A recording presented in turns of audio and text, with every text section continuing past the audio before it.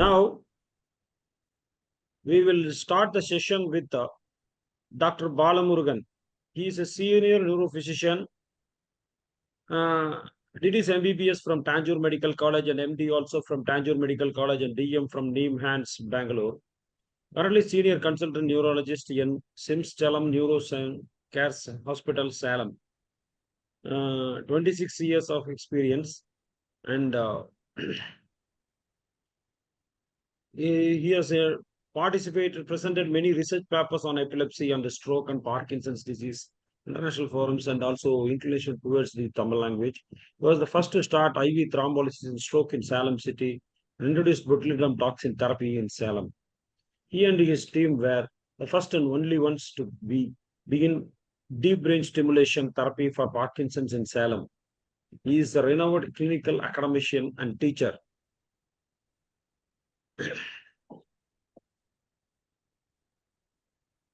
Thank you, sir. I invite Dr. Balamurugan, sir, to start his talk.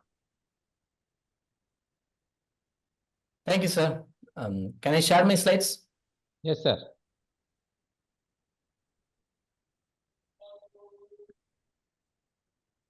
Good evening to you all. At the outset, I thank Neuroscience Forum for this All India PG webinar in neuroscience. I'm really surprised to see nearly 334 participants. It's a big webinar, what I have attended in the recent past. And my special thanks to Dr. V. Rajesh Babu for asking me to give the talk, and Dr. Vikram Muthusubramaniam, and my co-speaker, Dr. Venkatesh, and all the participants. It's a great pleasure to be with you on this evening. The talk is on stroke mimics and chameleons. Stroke, by definition, is acute focal neurological deficits, signs or symptoms. That's the reason, in case file, most of the time the neuro people write no FND, no focal neurological deficit. So we are more oriented with the focal. It means there should be some problem in the corresponding cortex in comparison to the global, which is most often metabolic, toxic, or hypoxic. If focal neurological deficit could be attributed to a recognizable vascular territory, the diagnosis is often straightforward and complete. But the problem in ER, especially the last 20 years, is that we need ultra-fast diagnosis for stroke because we have to do thrombolysis within 4.5 hours, isn't it? At the same time, we need ultra-fast correct diagnosis. But stroke is a clinical diagnosis. It may be supported by your CT or MR, but it's, as of now, it's a clinical diagnosis. So there may be chance of overdiagnosis or misdiagnosis, underdiagnosis. If you think it's a stroke, but it is something else, it's a stroke mimic, and you are thinking something else, you are thinking it's not a stroke and turned out to be stroke, it's a stroke chameleons. So your initial diagnosis is stroke and final diagnosis is stroke, fine. But if your initial diagnosis is stroke and final diagnosis turns out to be stroke mimic, it's not a stroke, so it's a stroke mimic. If you are not thinking about stroke and turned out to be stroke later after 4.5 hours or after a day, so you are missing the thrombolysis. There's a problem in both the end. So now the topic I'm going to talk is on how common these mimics and chameleons, what are they, how to identify, what are the clinical and therapeutic implications. The overall frequency of stroke mimics in the emergency room range from 15 to 25%. 25% is too big, I think, personally. 1 out of 4 strokes, very unusual. Generally, it's 10%. That's the thing that I can, what we see in practice. The 20 most common stroke mimics identified in a systemic review was starting from seizures, syncope, sepsis, functional neurological disorders, primary headache with transient neurological symptoms, brain tumor, metabolic neuropathy, especially peripheral neuropathy as a risk drop, and peripheral vestibular disorders, vertigo, may mimic like a posterior circulation stroke. It is an interesting study in 1999 where they have done CT laboratory work, advanced MR techniques, likely failing to show ischemic, they are failing to show the ischemic changes. So seizure mimics or seizures, stroke mimics or seizures, functional neurological disorder, transient global amnesia, brain tumor. This is here the stroke mimic is just 2% because they have done advanced MR technique. Even with that, there is a chance of 2% being misdiagnosed as a stroke. And the safety of thrombolysis in stroke mimics results from this is from again 2013 study, and they found nearly 2% of the patients had stroke mimic. And interesting thing is that they did thrombolysis for those patients, and the symptomatic intracerebral hemorrhage rate in stroke mimics was 1%, whereas in common stroke, ischemic stroke, it's nearly 8%. So even if you do thrombolysis in stroke mimic, you need not to worry about the rare event of symptomatic intracerebral hemorrhage. So the another study, and where they said that seizure was the most common mimic in their study, they said that stroke mimics was nearly about 3%. Again, they could not find any stroke mimics treated with thrombolysis, but they could not find any of them having any intracerebral hemorrhage. That's interesting. And again, one more study, no problem of thrombolysis in stroke mimics. So what's the message here is with all these things? Treatment with thrombolytic agents for stroke mimics is not indicated, that we all know. And it is contraindicated if you are suspecting acute aortic dissection or spinal cord epidural hematoma. That also we know. However, thrombolysis is usually well tolerated in mimics. And we should not spend much time in all patients to improve diagnostic accuracy, knowing that the time lost is harmful. In other words, increasing the diagnostic accuracy at expense of time will only prevent treating one mimic out of 1,000 patients. I'm not saying that you should do thrombolysis for stroke mimics. Don't spend too much time when they are at almost 3 or 3.5 hours. So when your doubt is there, so err on stroke rather than stroke mimics. Nothing wrong in thrombolysis. There is a proposed scale, what we call FABS scale. So 6 variables, which includes absence of facial weakness, absence of atrial fibrillation, age less than 50 years, systolic BP less than 150, history of seizure, isolated sensory deficit. So if a person has 3 or more than 3 points, then more likely it is a stroke mimic. So practically you can use this. But again, the posterior circulation stroke may not have facial drop. They may not have atrial fibrillation. We see young strokes. So the 3 may be positive, and maybe you may be thinking that young posterior circulation stroke coming as a stroke mimic. That's the danger of applying this FABS score in posterior circulation. So this looks like a snake, but it's a worm. It's not a snake. Actually, it's a mimic. It looks like a dry leaf, but you could see a chameleon here. So that's the difference between a stroke and chameleon. Whereas chameleons, by their very nature, they are not obvious strokes. They are fast negative. That means facial asymmetry, arm weakness, speech, and or sometimes we will call it a T as a time or ataxia, a negative. So you may think it's not a stroke, especially posterior circulation strokes. History of onset is helpful in those situations. Understanding how to test for true aphasia may be helpful. Many mimics can be flipped into chameleons. I'll come to that point, how the mimics may mimic like a chameleons. So how common? Nearly 13% of the patients are missed in the early phase in the ER and turned out to be stroke later. But it's quite impossible to know exactly how frequent chameleons are, because we know only those who were finally identified as stroke. So you treat as a vertigo and then you discharge them as a peripheral vertigo. They come on 3rd day as a stroke, or they go to some other hospital as a stroke. These are the cases misdiagnosed as a chameleons, and they go as a chameleons. So sometimes a facial weakness, you may be confused with the Bell's palsy. Wrist drop, you may be thinking it's a 7th nerve palsy, or it may be a true hand knob area infarct, vertigo. It may not be a peripheral vertigo, it may be a central or isolated vertigo of the stroke, or limb shaking TA may mimic like seizure, and acute confusion, amnestic syndromes, bilateral leg weakness. Most of the time we think about the paralysis, spinal cord, but it could be a bilateral AC infarct and acute visual loss. So I'm going to discuss a case-based approach. I'm going to show individual cases and then how we have encountered some of the mimics and chameleons.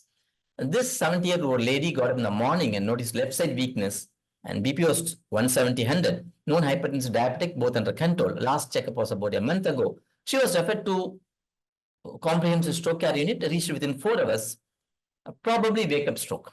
So what should be our ideal next step?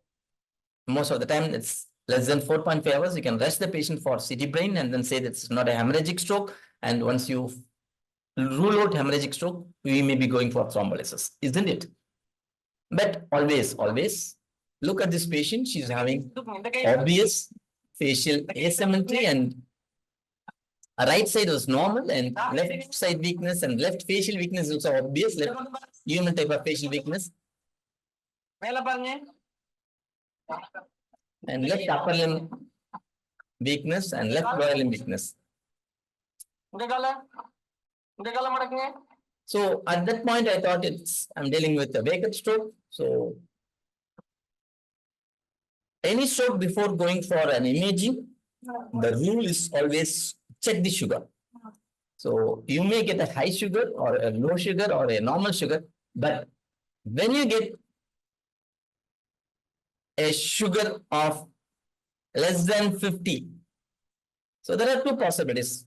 This is only hypoglycemia presenting as a stroke, or the patient is having a stroke plus hypoglycemia. She has not taken the food, morning coffee, so she had gone for hypoglycemia. She had probably developed stroke in the night. There are two possibilities of that, isn't it? So the sugar turned out to be 44. So after 50% dextrose, you can see her. And she was lucky, and so we were, and she recovered. Nearly about 4 hours after developing the stroke. So this is one mimic, what we call hypoglycemic hemiplegia, that has been recognized for over 50 years. The incidence is just 2%, but it will be a costly miss if you are not doing baseline GRBS. Those days, nearly 30 years before, GRBS was not in practice. So we had to go for a blood sugar by the time we do a CT scan. Nowadays, GRBS is a routine in ER. Most of the ER physicians do that. So that's very easy to make a diagnosis, but never miss that hypoglycemia. The problem generally, hypoglycemia has a global deficit. And if you are not treating, it may produce a severe permanent damage, but nearly about 5 to 10% of the hypoglycemia may have a focal neurological deficit that may confuse as a stroke. So current guidelines for treatment of stroke patients with intravenous thrombolysis exclude those with blood sugar less than 50. So, but you have to check the sugar. That's sometimes that can be missed. And check. The next question comes. Suppose this patient has not improved. We are given 50% dextrose. Yes, she had hypoglycemia, documented hypoglycemia. She has not made an improvement. Then we have to think probably this patient had hypoglycemia and also a stroke. She had a stroke and her drugs is acting continuously and then had a hypoglycemia. So in that situation, we say that always apply Whipple's tire. Nothing but it's used for insulinoma. So there are 3 components here. Patient has symptoms of hypoglycemia, documented lab evidence for hypoglycemia, blood sugar less than 50, and improved with 50% dextrose. Then you can say Whipple's tire is fulfilled and this is hypoglycemia corrected. If the patient didn't make improvement or not making a full improvement, there's a chance the patient might have developed stroke or the person may be having dual pathology. Because severe hypoglycemia increase the risk of cerebro and cardiovascular events and death. So that you have to be aware. So it may mimic like a mimic. You may be thinking it's hypoglycemia, you give dextrose and then you move out, but it may continue as a stroke. So it's a flipping from mimic to a chameleons. So this is another patient who had acute onset weakness, right side weakness since 3 hours, found in the floor at his working place, known hypertensive diabetic on regular medicines. All the parameters are normal, CT was normal. So right hemiplegia, acute onset, non-hemorrhagic, so code stroke were activated. So we are about to go for thrombolysis. So you can see this patient is having a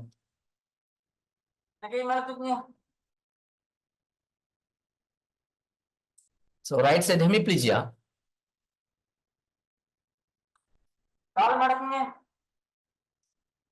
Found unconscious in the working place. That is a little bit odd for a patient.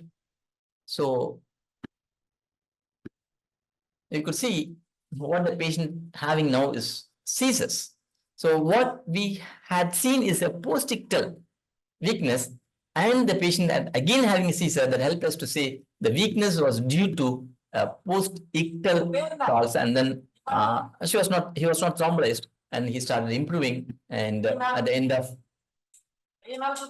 24 hours recovered completely. So Todd's palsy or post-seizure palsy can be brief or prolonged. There may be associated confusion, can happen with any seizure, even with alcohol withdrawal seizures, unless you directly witness seizure. So when I examined first, I thought it's a stroke only, but I would say that I call it a stroke only. I will be planning for next patient comes with the right side weakness. If I have not witnessed the seizure, I will call it a stroke only. So patient with epilepsy have strokes too. So collect information about anti-epileptic medications, then you can think about probable seizures with other evidence for tongue bite or some other injuries.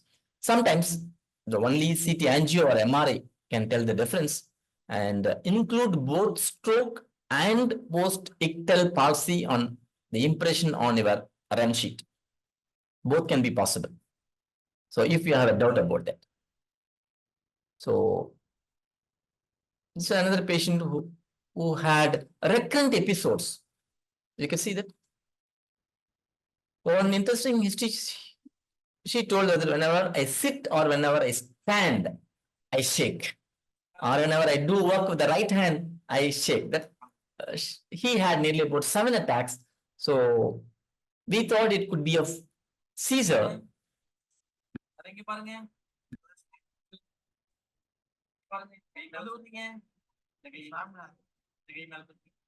So no post-ictal weakness, and this turned out to be limb shaking TIA due to critical carotid stenosis. So the clue here was highly recurrent, monomorphic. That means the phenomenology was very similar whenever he walks, whenever he does work with the right hand. He developed this phenomena that helped us to say probably a limb shaking TIA. That is one of the mimic, though rare. Limb shaking TIAs are rhythmic, involuntary jerky limbs due to severe carotid stenosis or sometimes middle cerebral stenosis. This hemodynamic TIA can be triggered by a reduced cerebral blood flow, such as partial change or physical exercise. May be mistaken for focal motor seizure. Usually an orthostatic component will be there, as this patient said that she gets whenever he gets whenever he sits or whenever he gets up. So again, one more case, had left focal seizure.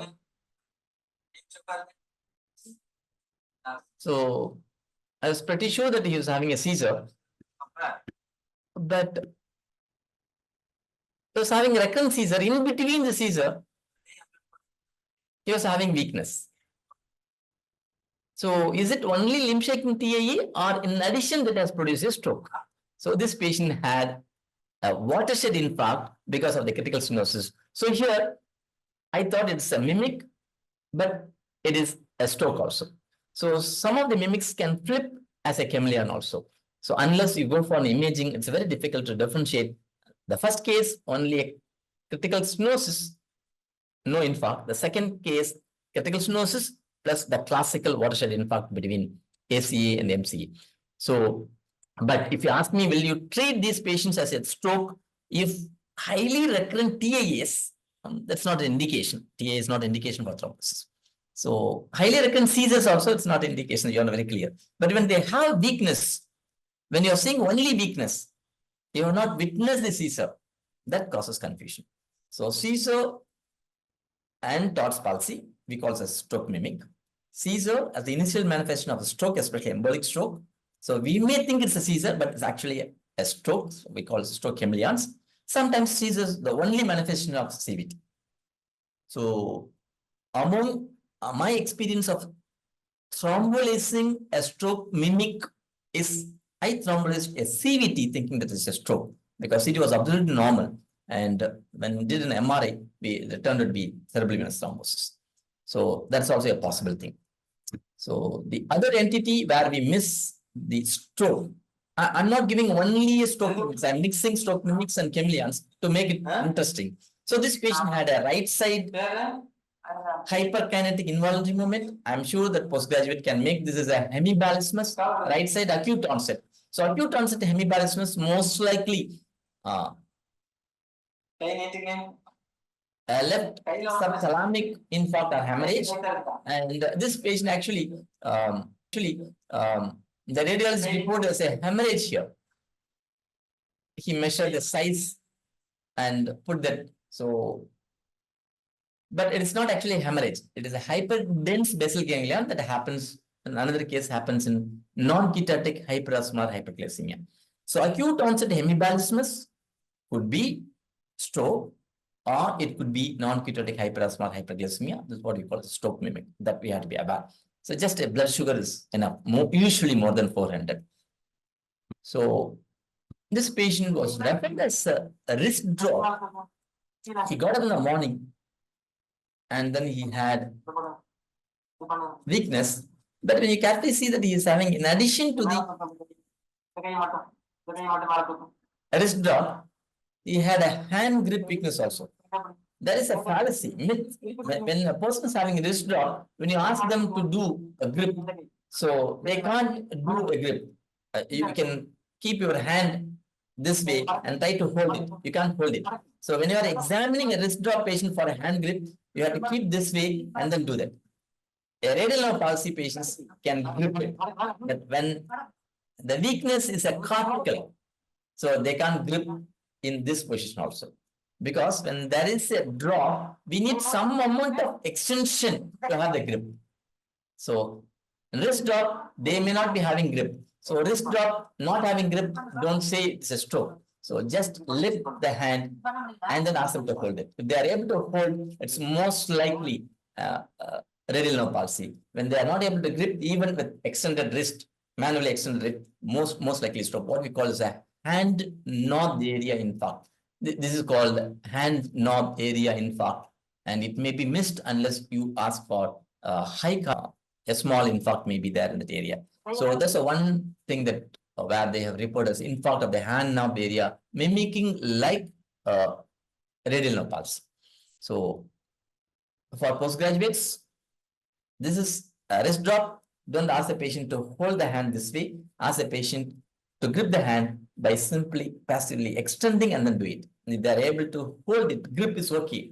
With the passive extension, it's most likely a wrist drop. If the grip is not possible, even with passively extended, then it's most likely a hand knob area infarct. So peripheral nerve palsies, 5% of all strokes present as an isolated monoparesis, often misdiagnosed as a peripheral nerve palsy. Most of these strokes are due to subcortical lesions, but 30% are caused by cortical lesions too. Most monoparetic strokes involve the arm and are due to lesions in the territory of the middle cerebral artery.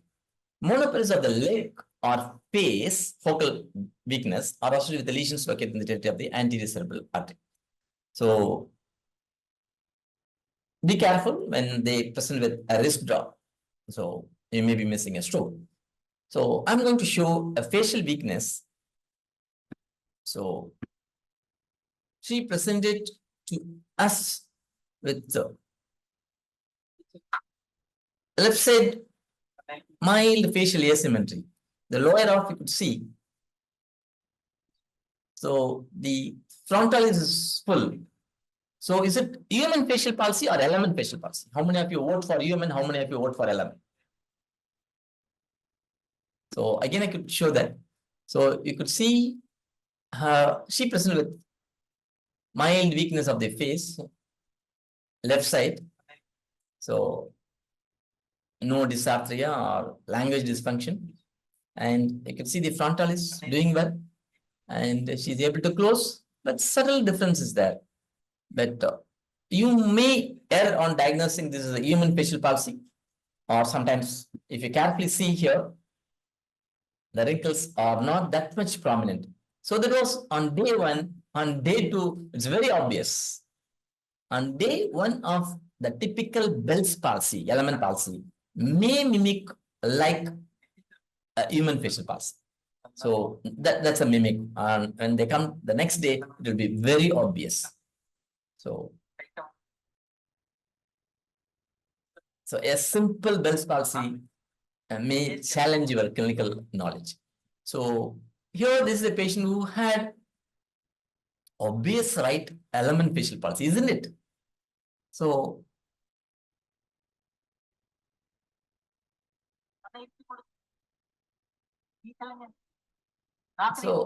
I vote for a simple right element facial palsy, probably Bell's palsy. I may be asking the history of pain in the ear and then loss of taste, but on examining, you could see he's having a right gaze palsy. So, of course, misdiagnosis is there.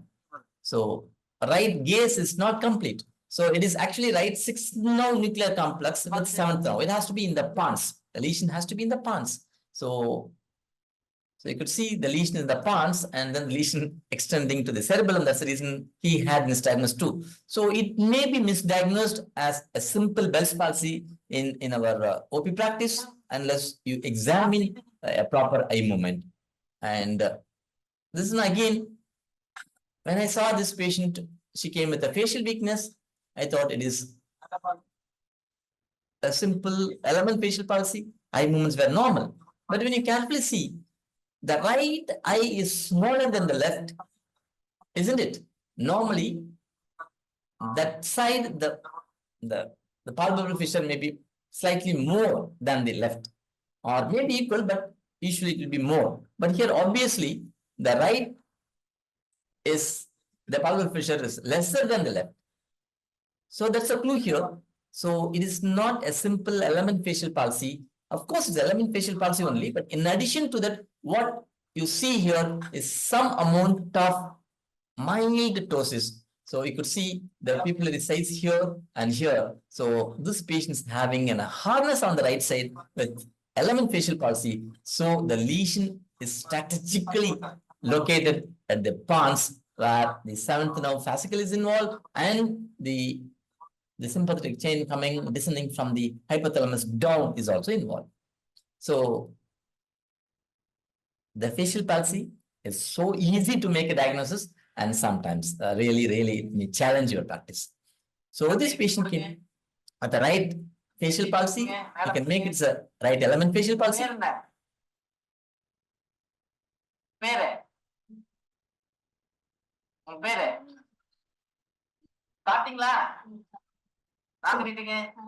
Right element facial palsy, but some language dysfunction, acute onset. So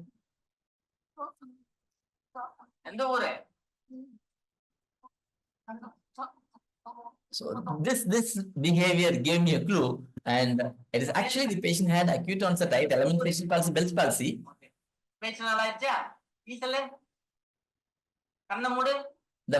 The language part was a functional component. So what we had seen is the 5 cases all as an element facial palsy. So some were stroke mimics, some were chameleons. So when they have a facial weakness with vertigo, so she had acute onset vertigo with imbalance on walking and facial weakness. So most likely a facial weakness and then imbalance. Most likely it's a pons. So probably a stroke. So that will be my working diagnosis with this history. And she has a risk factors for hypertension and diabetes, isn't it? So you could see this patient is having a right element facial palsy.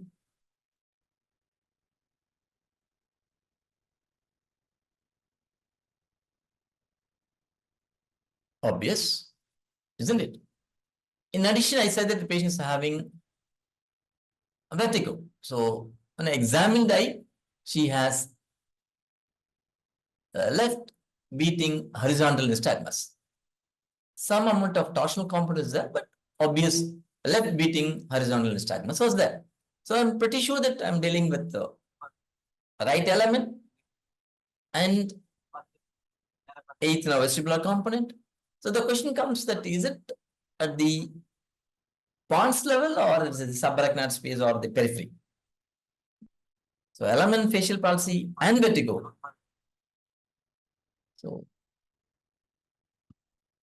So the neurologists are interested in looking at the head impulse. So with vertigo, acute vertigo, so you can see that on turning to the right. So again, I do it. So on turning to the right, there is a catch-up success is there.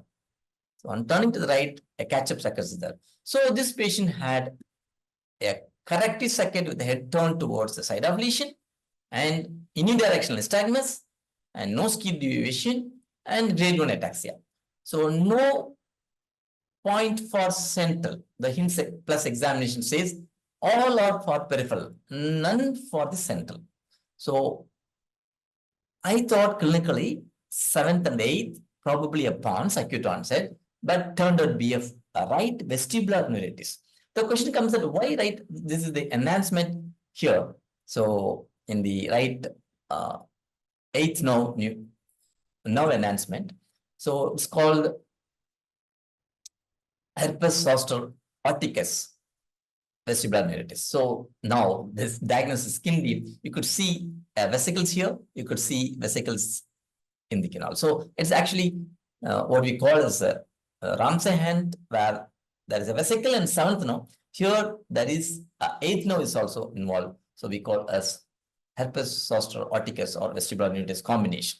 So how come a motor component in the vestibular? There is a link between your vestibular ganglion and your genicular ganglion. So this faciovestibular anastomosis is the one reason why the patient has a combination of 7th and 8th. So that turned out to be a peripheral nystagmus. Initially, what I thought was a central. The clue in that patient was actually the vesicle gave me the clue, and then I could record it. So very difficult to clinically to make differentiate these two things unless you rely on the head impulse. Is it stroke when a person comes with acute onset stroke, especially first attack, acute onset continuous vertigo? We call it acute vestibular syndrome. It's a combination of vertigo, ataxia, vomiting, and spontaneous nystagmus. 4 common will be there acute as well. It could be central, like post-acute stroke, or it could be peripheral, most commonly vestibular neuritis. So to differentiate these things, we go for timing, trigger associated, what we call as a targeted examination as a titrate. Recurrent episodes of vertigo or isolated vertigo, which occurs abruptly and lasts for several minutes, can be vascular in origin, especially ICA. Because the inner ear is hardly visualized on the routine MRIs, a definite diagnosis of labyrinthine infarct is not possible unless a pathology study is done, which is not practically possible. So ICA can mimic like a vestibular neuritis. So to complicate this, a stroke can mimic like a vestibular neuritis. So when you rely on MRI diffusion has sensitivity and specificity of 80 to 96%. But when you rely on your hints examination, head impulse, nystagmus, test of skew deviation, the sensitivity and specificity goes to 99% to 97%. So you should be thorough about your hints examination. This gentleman came to the emergency at 5 a.m. with acute onset, 2 episodes of vomiting and spinning vertigo. It was a continuous. So it is acute onset vertigo, had nystagmus beating to the left in primary position and to the left gaze, that's grade 2 nystagmus, horizontal, and abnormal hit. I'm going to show that. And grade 1 to 2 ataxia, no skew deviation, no hemipalia. So at this point, everything favors me towards a peripheral vertigo. So you can see here. So this patient on looking towards the left. So the left beating nystagmus. So when there is a left beating nystagmus, there are 2 possibilities. It could be a right vestibular nerve pathology or it could be left cerebellar pathology. So you can see here. So he's having a left beating nystagmus. On looking towards the right, no, but on looking towards the left, it is obvious left beating nystagmus, horizontal left beating nystagmus. So when I did the head impulse, when I'm turning to the right, there is no movement at all. I'm turning to initially. Now I'm turning to the right. There is a catch-up sucker. I'm turning to the right. There is a catch-up sucker, isn't it? So left beating nystagmus, catch-up suckers on the right. So I thought this is, I skipped this. This is a catch-up sucker I'm showing in the machine. And this is a catch-up sucker and unidirectional horizontal nystagmus, no skew deviation. So ataxia is grade 1. So I thought it could be of peripheral, but to my surprise, it turned out to be a stroke involving the nodular aspect. So the floccular nodular, the nodular part of the cerebellum. So the medial branch of pica is involved. So the lateral branch is not involved. So he was not having the robust manifestation of lateral medullary syndrome.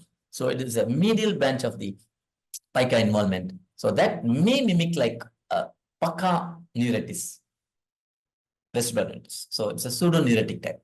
So one patient of vertigo had a facial weakness that turned out to be a vestibular neuritis. Another patient had only vertigo that turned out to be a stroke.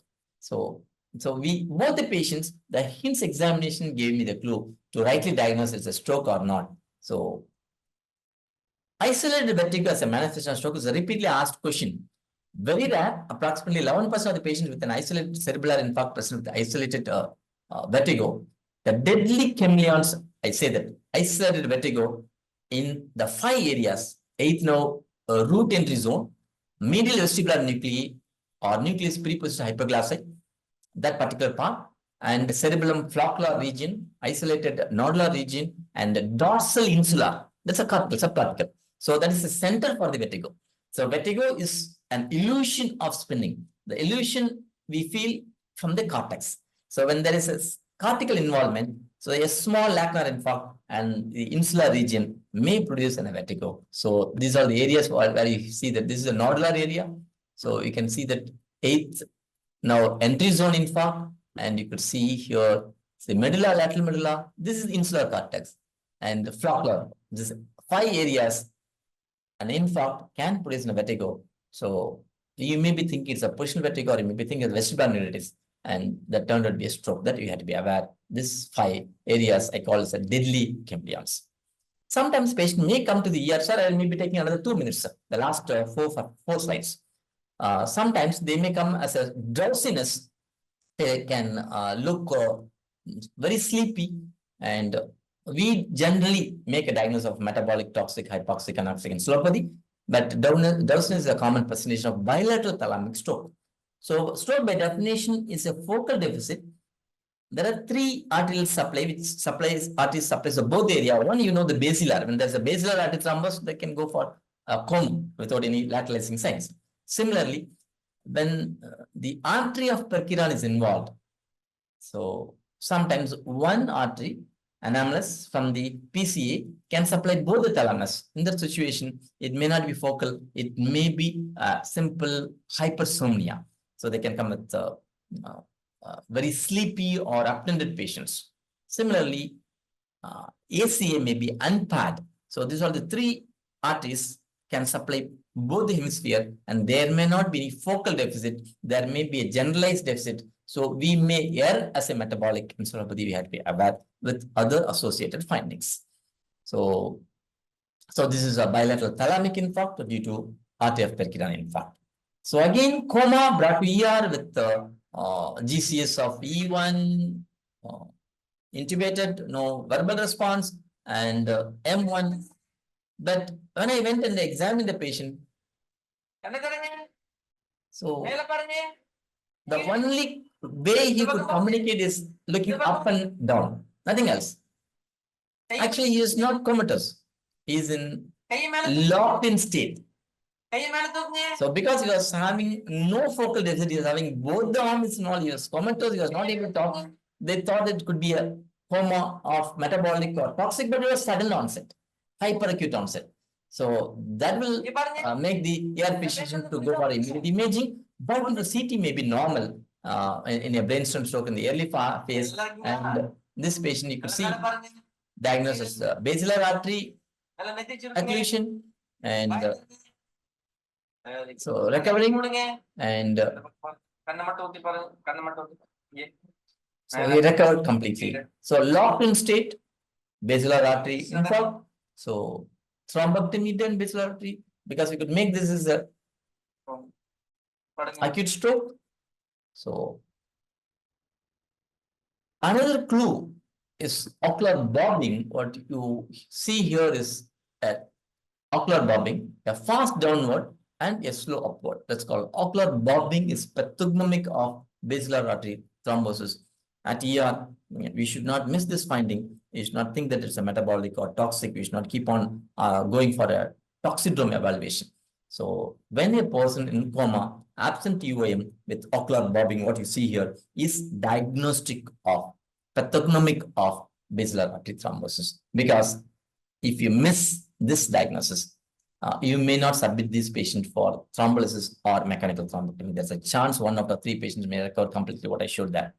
So MRI negative stroke is the one thing that causes a problem, especially when we deal with chameleons or mimics. So early scanning prior to development of cytotoxic edema, the MR diffusion weighted may be normal, and the area of ischemia may be too small to produce adequate diffusion weighted signal changes. And brainstem area, there may be field effect that may produce susceptibility artifacts. Low NHS score, internuclear ophthalmoplegia, ataxic hemiplegia, Lachner syndrome may have negative diffusion weighted images. So this lady, this is the last patient I'm going to complete. So came with left side weakness, but you could see the belly indifference.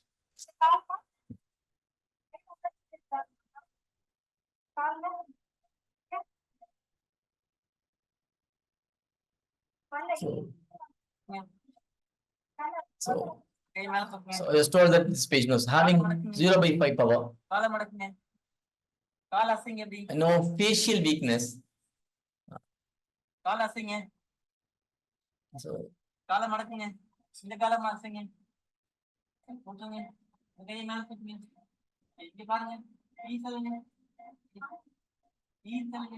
so with this 0/5 power, so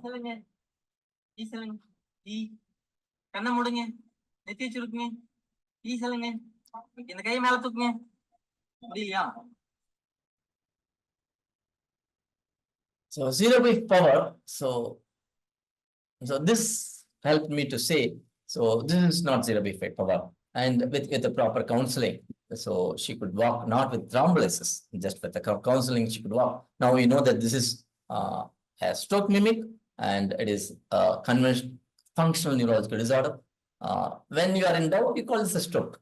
Okay, so inconsistent history and in physical examination, you can go for a Hoover's maneuver and a drift with pronunciation. Hoover's maneuver is you ask the patient, suppose this patient is having a right hemiplegia, right leg weakness. You ask the patient to push it down.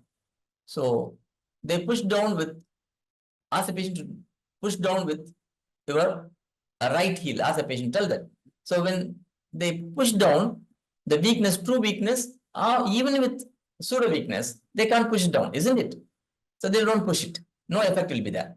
But when you ask the patient to lift the normal leg, so, and you give the resistance, obviously there will be a right hip extension and there will be pressure on this. That's called Hoover's maneuver. That can help you to say, is it a true, or in the upper limb, you can go for, ask the patient to keep the arms straight, and whether there is a drift. Normally in weakness is that there will be a drift with pronation.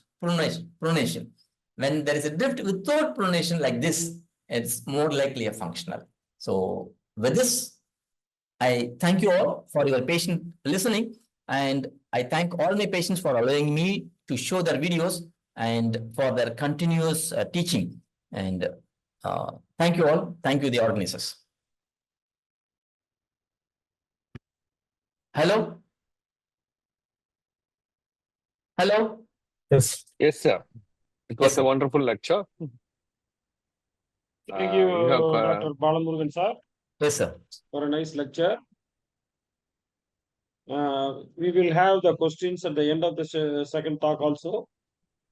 So now I invite the second speaker, Professor Dr. Venkatesh. Naveen? Yes, sir. Professor Dr. Venkatesh is the HOD Department of the Neurosurgery, Coimbatore Medical College, Coimbatore.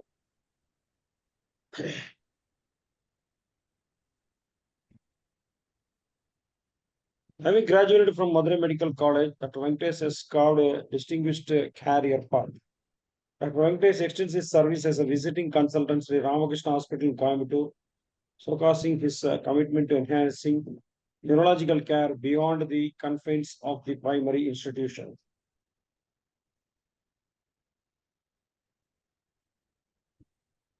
Current position, currently serving as the head of the Department of the Neurosurgery at Coimbatore Medical College Hospital, he demonstrates exemplary leadership and expertise. Total 17 years of teaching experience, having experience and interest in skull-based vascular pain surgery, pediatric neurosurgery, and interventional neurovascular surgery. Awarded by IMA for community services, one of the best resident paper award in pediatric neurosurgery national conference in 2008. Now I invite Professor Dr. Venkatesh for this lecture.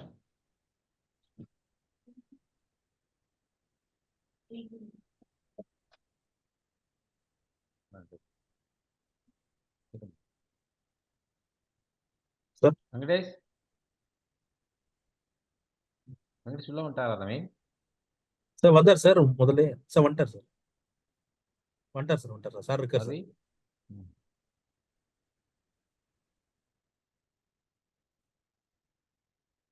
Yes.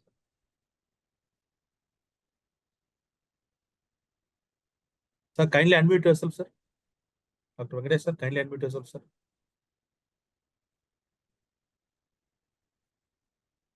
Hector sir, please unmute yourself. Yeah, done. Sir, thank you for the introduction. It's good to hear from all of you. So there are a lot of people in this forum. So I am very glad. So thanks for the invitation. And there will be a lot of seniors and colleagues and juniors. Very good evening to all of you.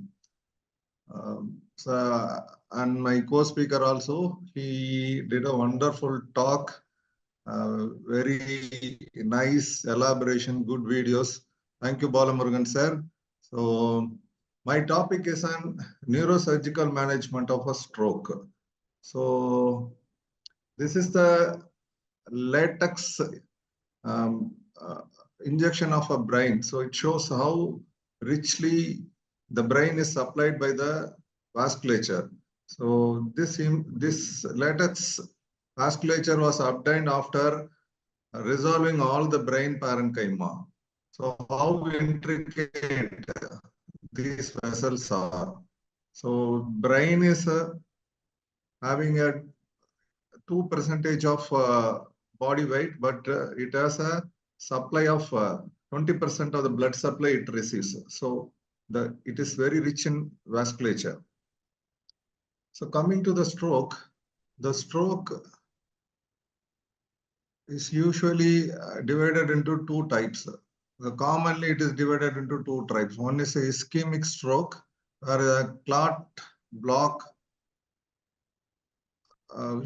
creates an infarct beyond its occlusion. So this is a wrong image, sorry for that. So the another one is a hemorrhage, where a leak from a vessel produces a hemorrhagic stroke. 80% of the strokes are ischemic and 20% of the strokes are hemorrhagic. When coming to the causes, most of the ischemic strokes are caused by a emboli. Either it could be a atheromatous or it may be a cardiac emboli. Most common is a atheromatous emboli. And another 20% of the cases are due to a Lacnor infarcts. In 25%, the stroke may be due to a cryptogenic cause. Coming to the hemorrhagic stroke, 75% of the hemorrhages are caused by spontaneous intracerebral hemorrhage. The another 25% of the hemorrhagic stroke are due to a subarachnoid hemorrhage from a various reasons and most commonly from a aneurysmal rupture. Coming to the ischemic strokes, most often these strokes are caused by a occlusion of a very small vessel, and sometimes it may be due to a occlusion of a large vessel. So our interest as a neurosurgeon lies in the occlusion of a large vessel. So what is happening during a stroke? There will be a core area. So that core area here is shown in an orange color. Around that core area, there is an area of penumbra, which is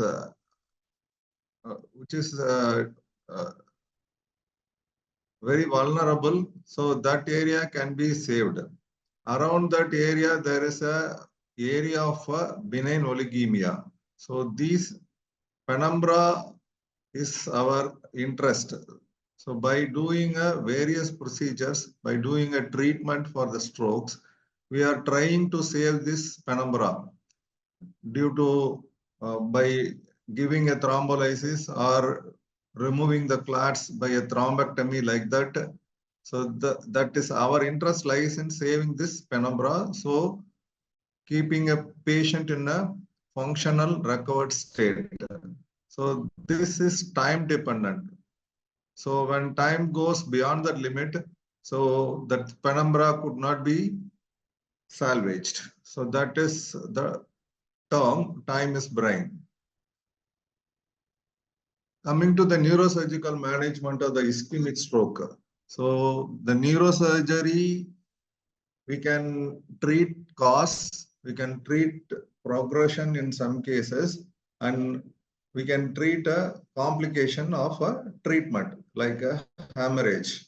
So the cause may be a occluding thrombi or a carotid stenosis or a diffuse vascular disease like a moya or multiple occlusions in a intracranial circulation. Sometimes very rare causes like tumors, maybe and subdural, chronic subdural hematoma may be the cause for the stroke, but not in a progress, not in a ischemic stroke. So in cases of ischemic stroke, sometimes after the treatment, the thrombolysis, the stroke may progress. So that may produce a massive infarct in cases of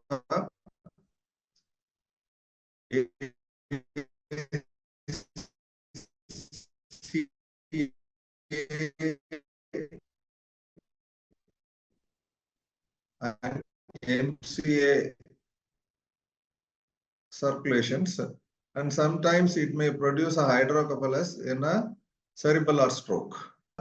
Treatment process in a so this is a flow chart. The ischemic stroke patients within a time frame, if they are arriving at a facility, so usually they undergo a thrombolysis. So the thrombus can the fate of the thrombus, sometimes it may get lysed, so the patient will recover within the time frame. In large vessel occlusions, 30 to 40%, the lysis won't occur. So these patients will be subjected to a thrombectomy. The thrombectomy is usually carried by a stent retriever, a clot retriever, which is the most common method of removing the clots. Another one is a aspiration method, where the clot is aspirated through a catheter. So sometimes both methods can also be applied in cases of a tough thrombus. The another one is a hemorrhage, where our treatment ends up in a hemorrhage. So these hemorrhages has to be surgically evacuated. So this is where the neurosurgery plays a critical role in saving the patients. So ischemic stroke, the time frame is very important. So when we receive a patient within 4 hours, the thrombolysis is the mainstay of a treatment. Sometimes this time window can be extended, depends upon the patient's profile. So when the thrombolysis fails, so we subject the patients to a thrombectomy. So this can be divided into 3 time zones. So within 6 hours, 6 to 16 hours, and 16 to 24 hours. So the thrombectomy is the mainstay of a treatment. Even the patient arrives beyond the 4-hour time frame for a thrombolysis. Again, I have shown this techniques. Clot retrieval technique, a clot aspiration technique, and sometimes we have to employ both the techniques to remove the clot. The thrombolysis, so usually is a common mode is a intravenous thrombolysis. So TPA is the common agent used for a thrombolysis. Sometimes it can be an intraarterial thrombolysis.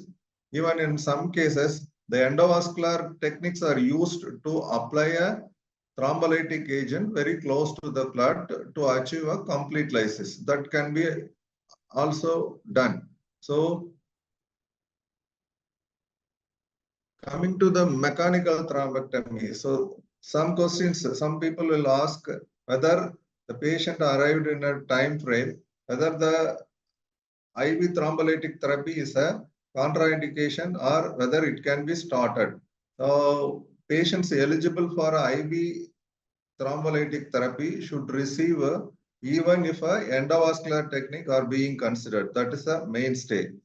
So patient received in a time frame before undergoing that angiographic methods or CT angiography, the patient should undergo IV thrombolysis if they are eligible for that. So when a patient considered for a mechanical thrombectomy, we have given a IV thrombolysis. Whether to wait or not to wait, that is another question arises in the mind of several caregivers. So we should not wait. The IV thrombolysis should be given and we should not wait for that treatment response. The patient should be subjected to imaging techniques and we have to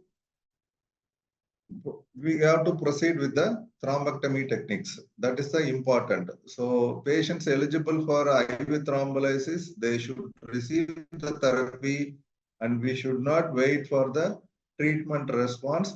Patient should be subjected to a further imaging and if necessary, they have to undergo a mechanical thrombectomy. These are the important points in proceeding the treatment. Coming to the time frame within 6 hours. So these are the criteria for selecting the patients to undergo a mechanical thrombectomy within 6 hours. The MRI scale is applied and the occlusion should be in an internal carotid artery and in a middle cerebral artery segment 1. The ages should be more or equal to 18 years. The National Institutes of NIHS score should be more than 6 and aspects. This aspect score is calculated from a CT scan. So the radiologist used to give the aspect score ratio. So that is should be more than 6. So here you see the class of evidence is a class 1A. It has a definite benefit. So mechanical thrombectomy in a case of large vessel occlusion should be done. Why the mechanical thrombectomy is employed? Because even after IV thrombolysis, 30 to 40% of the clots fail to lyse. So we need to do a thrombectomy to salvage the area of a penumbra. This brings the patient into a functional status. So the thrombolysis, if fails, we should not miss the patients that those who are getting benefit from a mechanical thrombectomy. That is the idea of mechanical thrombectomy. So large vessel occlusions, they usually in a 40% of the patients, they won't respond to a IV thrombolysis. What is the role of mechanical thrombectomy in 6 to 16 hours? In a selected patients, those who have a large vessel occlusion in an anterior circulation. So here we apply a criteria. these DAWN or Diffuse 3 are randomized control trials where they have found some patients, even after coming 6 hours, they can undergo a mechanical thrombectomy to salvage the penumbra. Again, it also has a class 1A evidence. These are the criteria, the diffuse and DAWN criteria. So it is very vast.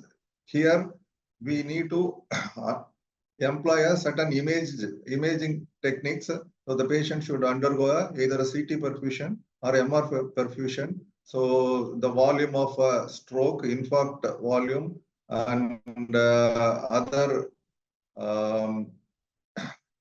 perfusion mismatches are calculated, and we are selecting the patient apart from the other clinical criteria. So again, in a 16 to 24 hours, so some patients, even after they are coming after a 16 hours, up to 24 hours, these patients also can be subjected to a mechanical thrombectomy.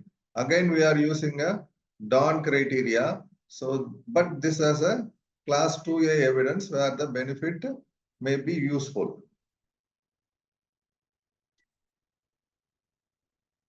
Sometimes, if a patient has a occlusion of a MCA segment M2 or a M3 segments, whether we can do a thrombectomy. Originally, a mechanical thrombectomy, it's indicated for a occlusion in a internal cerebral artery and middle cerebral artery M1 segment.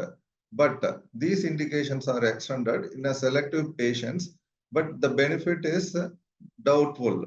So it has a class 2B evidence, but it can be employed in certain situations where the patient have a blockage in the M2 segment or M3 segment. And also in anterior cerebral artery occlusion, basilar artery occlusion, vertebral artery occlusion, and posterior cerebral artery occlusions, we can do a mechanical thrombectomy if the patient comes within 6 hours. So this is one patient who has undergone a mechanical thrombectomy in our institution. Here you can see a blockage of a middle cerebral artery. This is the internal cerebral artery. It goes and it divides into anterior cerebral. Here the middle cerebral should be there, but there is a occlusion. So after a thrombectomy, it was fully opened up and it is the vessels going up to the cortex we can see. So this is the full recanalization. Coming to the another situation where we can get a stroke is a carotid stenosis. So by the formation of atheroma, so the stenosis occurs.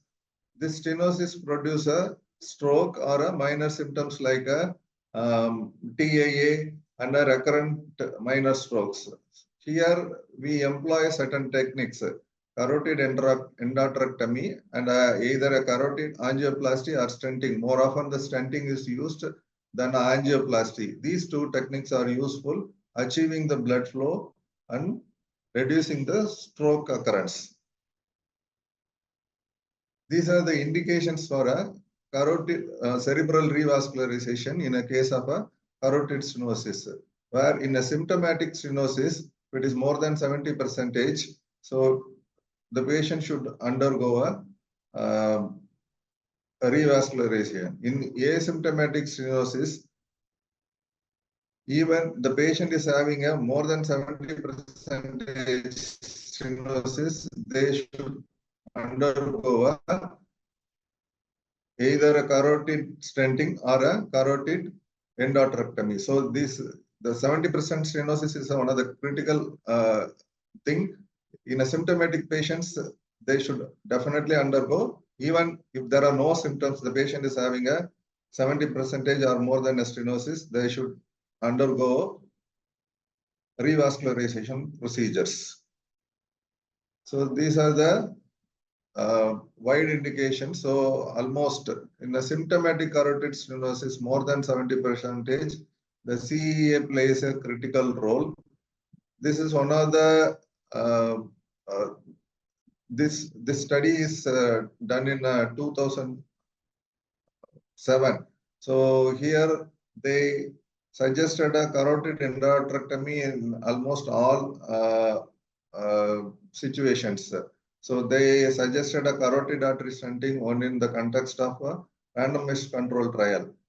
But the recent trend is carotid artery stenting is more preferable than carotid endarterectomy. But actually, both these procedures has a similar results and peri-procedural complications. So we can see that in the coming slides. So symptomatic carotid stenosis of more than 70% and symptomatic carotid stenosis 50 to 70%. Another indication is a symptomatic carotid stenosis where there is a contraindication to a surgical repair. These patients should undergo a carotid artery stenting. In asymptomatic carotid stenosis, exceptional patients in asymptomatic carotid stenosis, if the stenosis is more than 70%, they should undergo either a carotid endarterectomy or carotid artery stenting. These are the indications. Coming to the carotid artery stenting, the risk of any stroke over a long-term follow-up was significantly higher with the carotid artery stenosis. So these are the this is one of the drawback of a carotid artery stenting, because in long-term follow-up, the risk of stroke is higher than the carotid endarterectomy in a stenting procedures. But carotid endarterectomy was associated with a higher peri-procedural rates of myocardial infarction and cranial palsy than a stenting. But combined, both procedures combined, both were associated with the similar rates of peri-procedural death, stroke, myocardial infarction, and non-peri-procedural ipsilateral stroke. The similar rates of complications in a peri-procedural timing, and they have a similar rates of results. But one important point is against stenting is in a long-term follow-up, it is associated with the significant rate of a stroke. This is a case of a carotid artery stenosis where at the bifurcation level and origin of an internal carotid artery, we can see a severe tight stenosis. This is an intraoperative picture. This is a common carotid and internal carotid. This is an external carotid. The carotid was opened and we have introduced a shunt. Suppose if the procedure, we are very confident that we can do a procedure within 5 to 10 minutes, that we can leave we cannot employ this. There is no need to employ this shunt. So otherwise we have to put a shunt, and this is the white, this is a yellowish material. You can, I think you can very well appreciate that. That is this is the plaque. So this plaque is being removed from one side. You can see the vessel wall very clearly. So after a complete removal, we have sutured the carotid with a Dacron patch. This Dacron patch was used to prevent a post-surgical stenosis. So to keep a lumen intact and wide, so we applied a Dacron patch. Otherwise, we can suture it directly. What are the contraindications for stenting? When coming to the contraindication, there are some absolute and some relative contraindications. The absolute contraindication is where the patient is having a contraindication to angiography, and there is a visible thrombus within the lumen. Sometimes there will be a floating thrombus within the artery, so that is also a contraindication. And complete carotid occlusion is a contraindication. These are the absolute contraindications. There are a lot of relative contraindication where the arterial anatomy, angiographic arterial anatomy is not in favor of doing angiography, so that these are the relative contraindications. Some aortic arch malformations and intracranial vascular malformations, aneurysms in intracranial circulation. All these are a relative contraindication for a carotid artery stenting. Coming to the contraindications of carotid endarterectomy, so these are the absolute contraindications. If there is a large CVA, hemorrhagic CVA, progressing CVA, and significant coma, cardiac causes like unstable angina, recent MI, congestive heart failure, unstable hypertension, and diabetes are the contraindications for the carotid endarterectomy. Coming to the relative contraindications of carotid endarterectomy are the history of prior neck radiation, concurrent tracheostomy, prior radical neck dissection with or without radiation, so and so on. So the one is a unacceptably high medical risk is also a relative contraindication. But we can do a carotid endarterectomy both in a asleep state with anesthesia or awake state without anesthesia. It can be done under local anesthesia also in a relatively high risk patients. Coming to the another situation where even after all these type of a treatment, so the infarct is well settled and it is progressing. So what we should do? So these infarcts, when involving more than 2/3 areas of a vascular territory, they are called a malignant infarct because they produce a mass effect like a space occupying lesions. So they are called malignant infarct, and sometimes, and not sometimes, most of the times, the patients will deteriorate and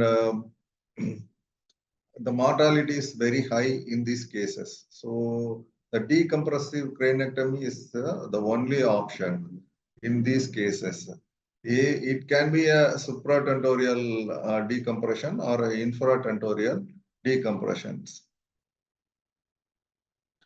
These are some trials which established the effectiveness of the decompressive craniectomy. So the Decimal trial, Destiny trial, and Hamlet trial.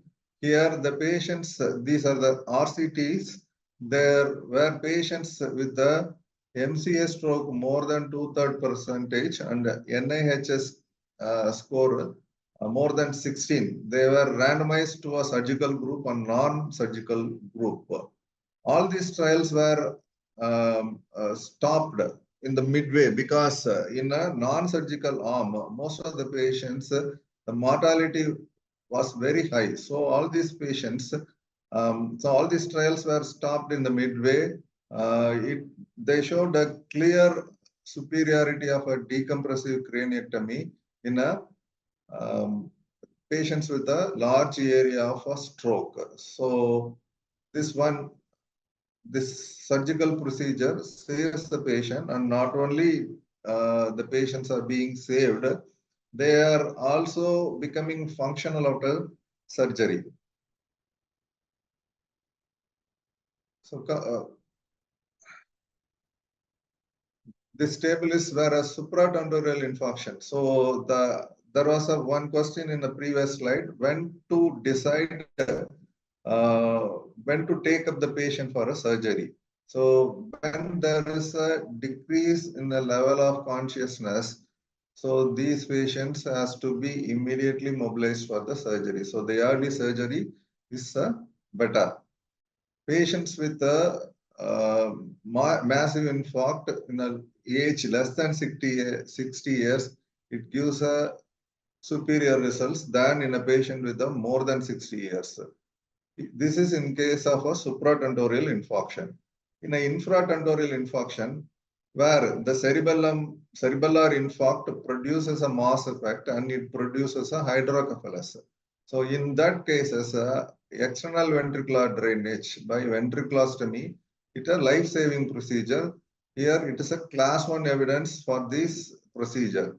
So it has a definite benefit So medical management is not advisable in these cases. Coming to the another surgical procedure. This is a decompressive suboccipital craniectomy with a dural expansion, again employed for the enlarging the posterior fossa in cases of a cerebellar infarct. This also has a class 1 evidence in its favor. It is a life-saving procedure. So when considering the decompressive craniectomy for cerebellar infarction, it may be reasonably to inform the family members. So this is not very important. So in an infratentorial infarction, the surgical procedures, they are having a class 1 evidence. So it's in favor of that surgical intervention in cases of a massive infarct of a cerebellum, producing a better results, best results, and they are a life-saving procedures. This is a MCA infarct where the infarct, in a first picture, the infarct is faintly visible, but it has advanced. It was established and it's producing the mass effect. You can see the ventricles are shifted. Here the right lateral ventricle was shifted and compressing the midline structures. So this decompressive craniectomy was done. In this picture, you can see the mass effect was reduced. Coming to the another entity where the surgical procedures are being employed as a management of the complications. In the thrombolysis, certain group of patients, they develop a hemorrhage. So when if it is small, it can be managed conservatively, but in a large hemorrhage, the evacuation and decompression is they are very necessary to save the patient's life. But in these conditions, most of the time, these patients they worsen even after surgery. So life, even though the patient survive, the morbidity is much more in this in those cases. Sometimes the hemorrhage may be intraventricular, whether the external ventricular drainage is being is also used to drain the intraventricular hemorrhage. So this is a one condition where the surgery gives a satisfying result is a chronic subdural hematoma. I am bringing this into this talk because so most often we encounter this condition. It produces a weakness of opposite side because of compression of the ipsilateral cortex. So here the surgery, we can do a burrow and tapping, and we can do a craniotomy and evacuation of the hematoma. Sometimes to prevent the recurrence after craniotomy, we remove the membranes to prevent a recurrence. So the recent one is a middle meningeal artery embolization. It is being frequently used nowadays to prevent a recurrent stroke because the middle meningeal artery embolization removes the neovascularization of the membrane of a chronic subdural hematoma so that we can reduce the recurrence, we can prevent the recurrence. Sometimes even in a chronic subdural hematoma, the hematoma will resolve.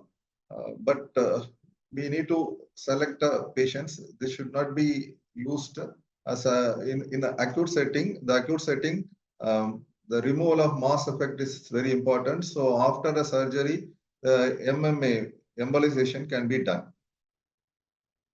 Coming to the another one, it's an under-recognized entity where the diffuse ischemia produces a stroke.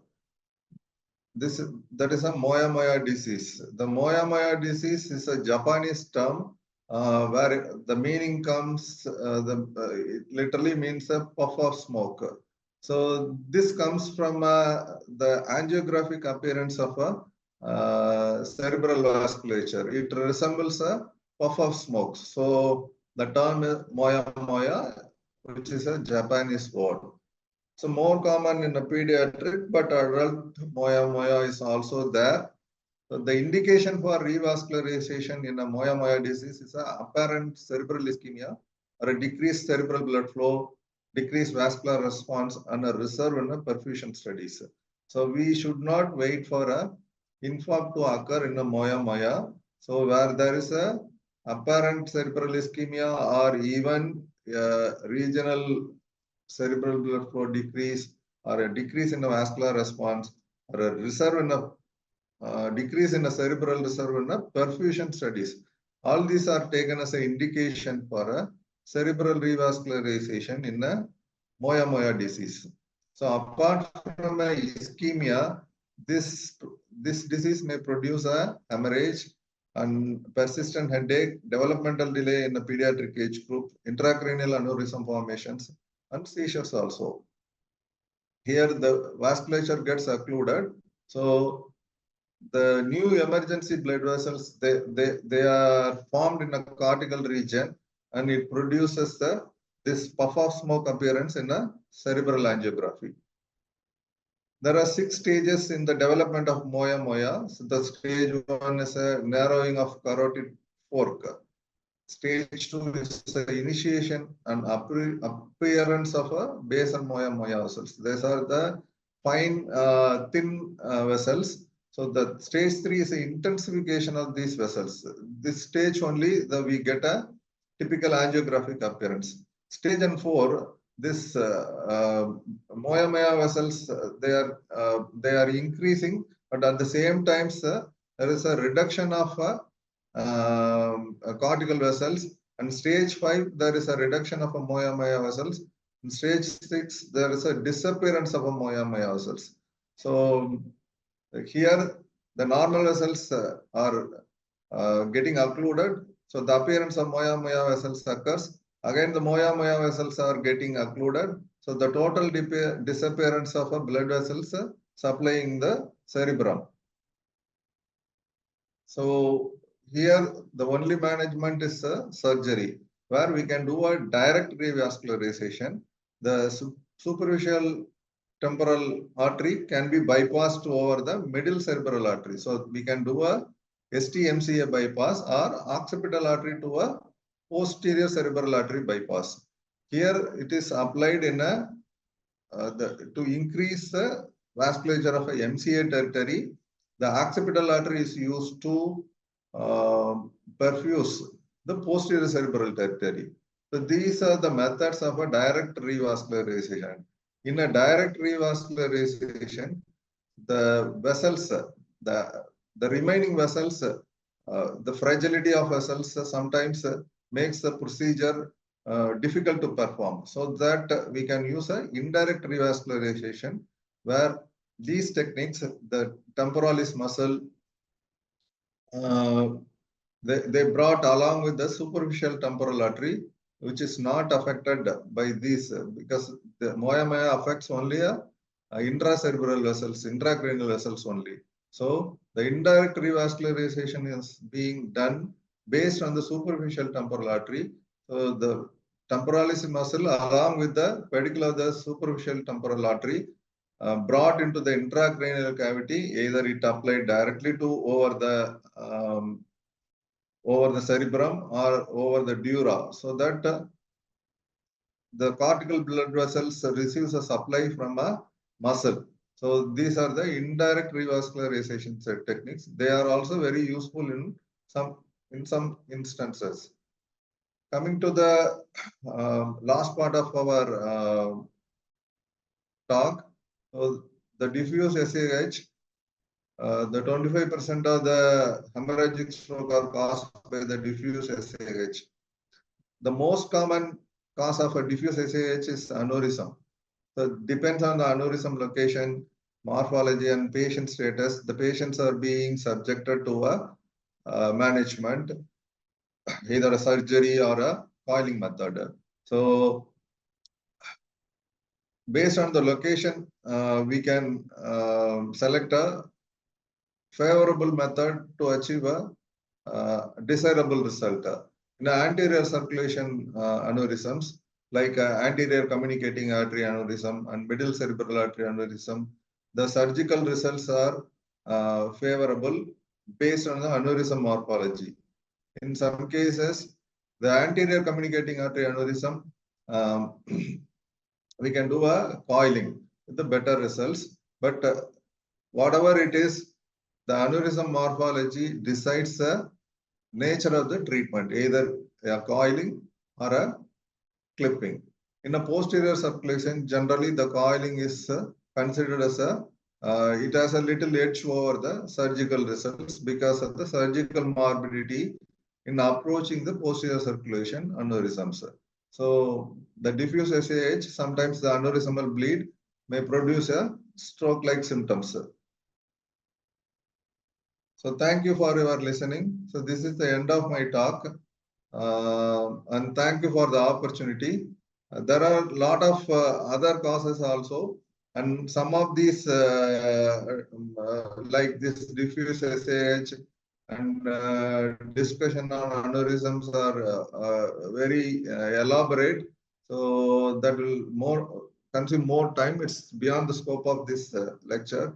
So neurosurgical management of stroke, mainly it is centered over the management of a ischemic stroke, where we can do a thrombectomy. Nowadays, the thrombectomy is being done by a lot of neurosurgeons and neurophysicians who had a regular and formal training in interventional procedures.